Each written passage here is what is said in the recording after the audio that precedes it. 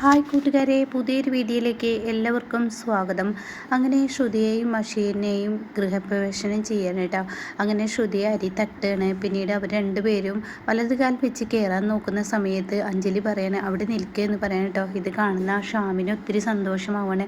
അപ്പോൾ ഉടൻ തന്നെ അത് കേൾക്കുന്ന അഷീൻ ഇങ്ങനെ തുറച്ച് നോക്കണേ, എന്തിനായിരിക്കും എൻ്റെ ചേച്ചി നിൽക്കാൻ പറഞ്ഞത് എന്നുള്ള ആ ഒരു ഇതോടുകൂടി ഇങ്ങനെ നോക്കുമ്പോൾ അവിടെ അഞ്ജലി പറയണേ, അതെ, ഈ വീട്ടിൻ്റെ ഓരോ ചടങ്ങുകളുണ്ട്, നീ ഇനി ഇവളെ വാരിയെടുത്ത് നീ റൂമിലോട്ട് കൊണ്ടുപോകണമെന്ന് പറയട്ടോ. അപ്പോൾ ഇത് കേട്ടോടെ തന്നെ അശ്വിനി ഇങ്ങനെ തുറിച്ച് നോക്കണം. അതൊന്നും നടക്കില്ല അക്ക എന്നങ്ങ് പറയാൻ ഒരുങ്ങുമ്പോഴേക്കും അത് നടക്കും. ഈ കുടുംബത്തിൻ്റെ പാരമ്പര്യം നിലനിർത്തണം, അത് ഞങ്ങളുടെ അവകാശമാണ്, അത് നീയായിട്ട് തെറ്റിക്കാൻ പറ്റില്ല എന്ന് ദേഷ്യത്തോടു കൂടി പറയുമ്പോൾ അവിടെ മുത്തശ്ശി പറയണേ, അശ്വിൻ നിന്നോട് പറഞ്ഞത് കേട്ടില്ലേ, ഇവളെ വാരിയെടുക്ക്, നിൻ്റെ കൈകളിൽ കോരിയെടുത്ത് നീ കൊണ്ടുപോ എന്ന് പറയണേട്ടോ. അങ്ങനെ അശ്വിൻ ശ്രുതിയെ ഇങ്ങനെ കൈകളിൽ കോരിയെടുക്കണേട്ടോ. ഇതേ സമയം ശ്രുതിയാണെങ്കിൽ അശ്വിൻ തന്നെ വാരിയെടുക്കുമ്പോൾ നന്നായി പേടിക്കുന്നുണ്ട്. അപ്പോൾ അശ്വിൻ്റെ കഴുത്തിൽ ഇങ്ങനെ പിടിച്ചിട്ടുണ്ട് കേട്ടോ. പിന്നീട് ശ്രുതി വീഴാതിരിക്കാൻ ഒരു കൈയും കൂടി അശ്വിൻ്റെ നെഞ്ചത്തോട്ട് വെക്കണമല്ലോ. അങ്ങനെ അശ്വിൻ ഇങ്ങനെ ഈ നെഞ്ചത്ത് വെക്കുന്ന സമയത്ത് ശ്രുതി ഇങ്ങനെ നോക്കണം കേട്ടോ. ശ്രുതി പേടിച്ച് പേടിച്ച് പതുക്കെ പതുക്കെ ഇങ്ങനെ കൂട്ടിൽ കയറുന്നത് പോലെയുള്ള ആ ഒരു അവസ്ഥ പോലെ അശ്വിൻ്റെ നെഞ്ചത്ത് ഇങ്ങനെ വെക്കാനായിട്ട് കയ്യും. അതോടുകൂടി അശ്വിൻ ശ്രുതിയെ നോക്കുന്നുണ്ട്. പിന്നീട് ഹിമ വെട്ടാതെ ശ്രുതി അശ്വിനെ നോക്കുന്നു. പക്ഷേ അശ്വിനാണെങ്കിൽ അതൊന്നും അങ്ങ് വല്ലാതെ ഇതാക്കാതെയും കണ്ടിട്ട് താഴത്തോട്ട് നോക്കി പോവാനായിട്ടോ. ഇതേസമയം മനോരമ പറയുന്നുണ്ട്, ഇതെന്തിനാ ഇവൾക്ക് ഇങ്ങനെ ഒരു ചടങ്ങൊക്കെ ചെയ്യുന്നത്, ഇവളെ നമ്മളെ വീട്ടിൽ ആരും വിളിക്കാതെ വന്ന അതിഥിയല്ലേ, പിന്നെ എന്തിനാ ചെയ്യുന്നതെന്ന് പറയുമ്പോൾ മുത്തശ്ശി പറയുന്നുണ്ട് മനോരമ മിണ്ടാതിരിക്കുക എന്ന് പറയാനായിട്ടോ. അങ്ങനെ അശ്വിൻ ശ്രുതിയെ കൈകളിൽ വാരിയെടുത്ത് കൊണ്ടുപോകുമ്പോൾ ശ്രുതിയാണെങ്കിൽ അശ്വിനെ തന്നെ നോക്കുന്നു.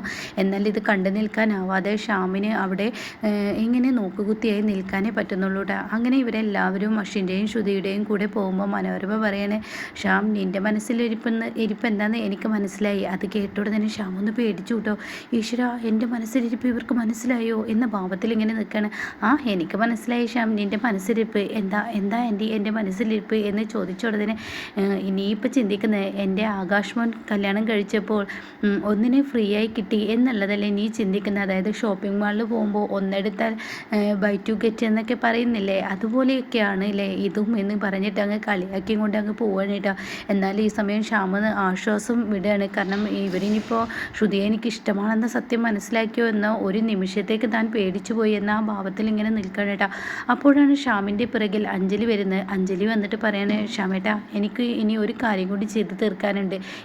എന്ന് ചോദിക്കുമ്പോൾ അതൊക്കെയുണ്ട് ശ്യാമേട്ടൻ എൻ്റെ കൂടെ വരുമോ എന്ന് ചോദിക്കുമ്പോൾ തീർച്ചയായും എന്ന് പറഞ്ഞിട്ട് അഞ്ജലിയുടെ കൂടെ ഇഷ്ടമില്ലാതെ അഞ്ജലിയുടെ ഒപ്പം പോവാണ് കേട്ടോ. പിന്നീട് പോകുന്നത് അശ്വിൻ്റെ ബെഡ്റൂം മണിയറ ഒരുക്കാനായിരിക്കും കേട്ടോ. നന്നായി പൂക്കൾ കൊണ്ട് അലങ്കരിക്കാനുള്ള ആ ഒരു പരിപാടിയായിരിക്കും. അപ്പോൾ ഇത് കണ്ടോടെ തന്നെ അവിടെ ചോദിക്കുകയാണ്, ഇതിൻ്റെ ആവശ്യമുണ്ടോ അഞ്ജലി, എന്തിനാണ് നമ്മളിത് ചെയ്യുന്നത്, അതിൻ്റെ ആവശ്യമുണ്ട് ശ്യാമേട്ട, കാരണം അശ്വിൻ എൻ്റെ ബ്രദറാണ്, അതുപോലെ തന്നെ ആകാശം നമ്മൾ മണിയറ ഒരുക്കിയെങ്കിൽ തീർച്ചയായും ഈ പറയുന്ന അശ്വിനും അത് ചെയ്തു കൊടുക്കണമെന്ന് പറയാം കേട്ടോ. അപ്പോൾ ഉടൻ തന്നെ ആകാശ് കല്യാണം കഴിച്ചത് ഇഷ്ടത്തോടു കൂടിയാണ്, എന്നാൽ അശ്വിൻ അങ്ങനെയാണോ, നമ്മളെ എല്ലാവരെയും കബളിപ്പിക്കല്ലേ ചെയ്തത് ആയിരിക്കാം, പക്ഷേ എൻ്റെ അനിയൻ തന്നെയാണ്, എനിക്ക് എൻ്റെ അനിയനോട് ചെയ്യേണ്ട ഉത്തരവാദിത്തങ്ങൾ ഞാൻ ചെയ്യണം, ശ്യാമേട്ടൻ ഒന്ന് മണിയറ ഒരുക്കാൻ ഈ പൂക്കൾ വിതറാൻ ഒന്ന് കൂട് എന്നൊക്കെ പറഞ്ഞിട്ട് അവിടെ ഇരിക്കുന്ന പൂക്കൾ ഇങ്ങനെ ബെഡിലോട്ട് വിതറിയിട്ട.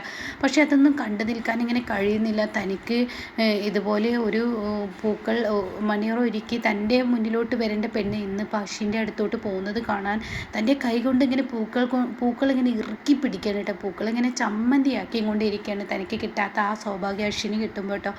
അപ്പോഴാണ് ശ്രുതി അങ്ങോട്ടേക്ക് കടന്നു വരുന്നത്. ശ്രുതിയെ കാണുന്ന ശ്യാം അങ്ങനെ തുറിച്ച് നോക്കണം. അതേപോലെ ശ്രുതിയും ശ്യാമിനെ നോക്കുന്നുണ്ട് കേട്ടോ.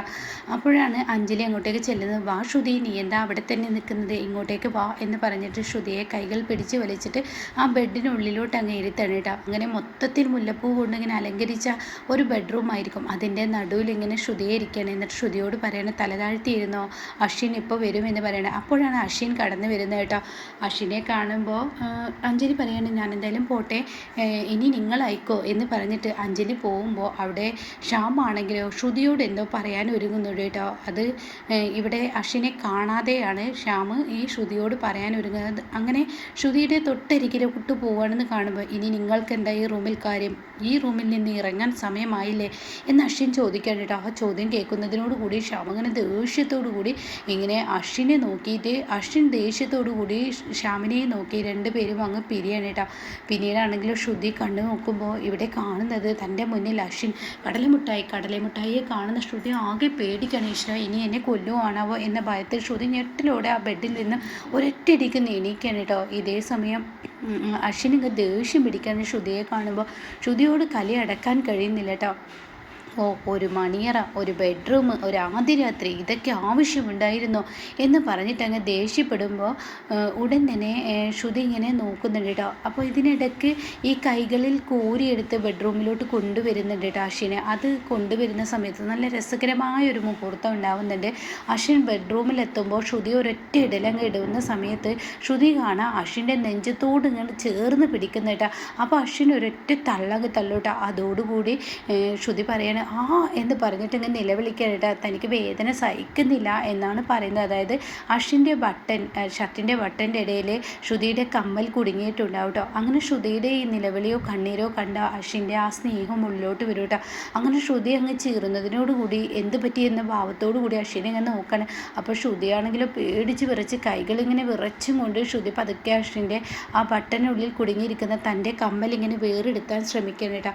അങ്ങനെ ഈ വേറെടുത്താൻ ശ്രമിക്കുന്നത് അശ്വിൻ ശരിക്കും കാണണം. അപ്പോൾ അശ്വിൻ എന്ത് ചെയ്യുന്നു, ശ്രുതിയുടെ കൈകൾ ഇങ്ങനെ പിടിക്കാൻ, ശ്രുതിക്ക് അതിന് കഴിയുന്നില്ല എന്ന് കാണുമ്പോൾ ശ്രുതിയുടെ കൈകൾ ഇങ്ങനെ കൈകൊണ്ട് ഇങ്ങനെ പിടിച്ചിട്ട് നിലത്തോട്ട് ഇടണ്ടോ, നീ വേറെടുത്തണ്ട, ഞാൻ വേറെടുത്ത് തരാം, സമാധാനപ്പെടുക എന്ന ഭാവത്തിൽ പതുക്കെ അശ്വിൻ്റെ ആ ഷർട്ടിൻ്റെ ബട്ടണിൽ നിന്ന് ശ്രുതിയുടെ കമ്മലങ്ങ് വേറെടുത്തി കൊടുക്കണം കേട്ടോ.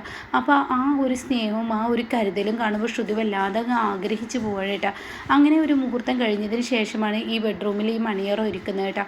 അങ്ങനെ പിന്നീട് ഇങ്ങനെ ശ്യാമും അഞ്ജലിയും അവിടെ നിന്ന് പോയതിന് ശേഷം അശ്വിൻ ഇങ്ങനെ ചൂടാവുകയാണ്. ആർക്കാണ് ഇത് ഒരുക്കിയിരിക്കുന്നത്, എന്തിനാണ് ഇതിൻ്റെ ആവശ്യം എന്നൊക്കെ ഇങ്ങനെ പറഞ്ഞ് ചൂടാകുമ്പോൾ അശ്വിനോട് ശ്രുതി പറയണേ, നിങ്ങൾക്ക് ഇതിൻ്റെ ആവശ്യമില്ലെങ്കിൽ പിന്നെ നിങ്ങൾ എന്തിനാണ് നിങ്ങളെ താലി കെട്ടിയത്, എന്തിനാണ് നിങ്ങൾ എന്നെ ഇങ്ങനെ വേദനിപ്പിക്കുന്നത്, അതിന് മാത്രം എന്ത് തെറ്റാണ് ഞാൻ ചെയ്തത് എന്ന് അശ്വിനോട് ശ്രുതി ചോദിക്കുമ്പോൾ നീ എന്ത് തെറ്റ് ചെയ്തു എന്നോ, നീ തെറ്റ് ചെയ്തിട്ടില്ല. അത് കേൾക്കുന്ന ശ്രുതി പറയണേ, എൻ്റെ തെറ്റെന്താണെന്ന് നിങ്ങൾ പറയൂ, എങ്കിലല്ലേ നിങ്ങളോട് എനിക്ക് തിരിച്ച് പറയാൻ കഴിയുള്ളൂ, ഞാൻ ചെയ്ത തെറ്റെന്താണെന്ന് നിങ്ങൾ പറയൂ എന്ന് പറഞ്ഞ ഉടനെ തന്നെ നീ ആകെ തെറ്റേ ചെയ്തിട്ടുള്ളൂ, ഈ പെണ്ണെന്ന വർഗത്തെ വിശ്വസിക്കാൻ പറ്റില്ല എന്നൊക്കെ പറഞ്ഞിട്ട് അശ്വിനങ്ങ് തുടങ്ങുമ്പോഴേക്കും എൻ്റെ ജീവിതം ഏത് കാലത്തും നിങ്ങളെ കണ്ടുമുട്ടിയ അന്ന് മുതൽ എൻ്റെ ജീവിതം നശിച്ചതാണ്. അതിനുശേഷം സന്തോഷം എന്തെന്ന് നിങ്ങളെ കണ്ടുമുട്ടിയതിന് ശേഷം ഞാൻ അറിഞ്ഞിട്ടില്ല. ഓരോ വേദനകളാണ് നിങ്ങൾ എനിക്ക് തരുന്നത്, സന്തോഷം എന്തെന്ന് നിങ്ങൾ തന്നിട്ടില്ല. നിങ്ങൾ ജോലി എടുക്കുമ്പോൾ ആ സമയത്ത്, ഇവിടെ ഒരു പണിക്ക് വന്നപ്പോൾ ആ സമയത്ത്, അങ്ങനെ എന്തെല്ലാം തരത്തിൽ നിങ്ങൾ എന്നെ വേദനിപ്പിച്ചിട്ടുണ്ട്. എന്തിനു വേണ്ടി? ഞാൻ നിങ്ങളെ എന്താണ് ചെയ്തിട്ടുള്ളത്? ഇതെല്ലാം ചെയ്യാൻ നിങ്ങൾക്ക് എന്താണ് എന്നോട് ഇത്ര പക? ഞാൻ ഒന്നും നിങ്ങളെ ചെയ്തില്ലല്ലോ. ആ വിവാഹ സമയത്ത് ആരോടും പറയാതെ എൻ്റെ കഴുത്തിൽ നിങ്ങൾ താലി കെട്ടിയത് എന്തിന്? ആ സത്യം എനിക്കറിയണം എന്ന് പറഞ്ഞ് ശ്രുതി ഇങ്ങനെ പൊട്ടിത്തെറിക്കണം കേട്ടോ അശ്വിൻ്റെ മുന്നിൽ. അപ്പോൾ ഇത് കാണുമ്പോൾ അശ്വിനെ ആകെ പേടിച്ച് പോകണം കേട്ടോ. അപ്പോൾ ഇങ്ങനെയൊരു മുഹൂർത്തമാണ് നാളെ വരാനിരിക്കുന്നത്. അപ്പോൾ ഇതുപോലെ അപ്കമിങ് റിവ്യൂസ് എന്നും ഈ ചാനൽ ഉണ്ടായിരിക്കും. നിങ്ങൾ ആദ്യമായിട്ടാണ് കാണുന്നതെങ്കിൽ ചാനൽ സബ്സ്ക്രൈബ് ചെയ്തിട്ടില്ലെങ്കിൽ ഒന്ന് സബ്സ്ക്രൈബ് ചെയ്ത് സപ്പോർട്ട് ചെയ്യണേ.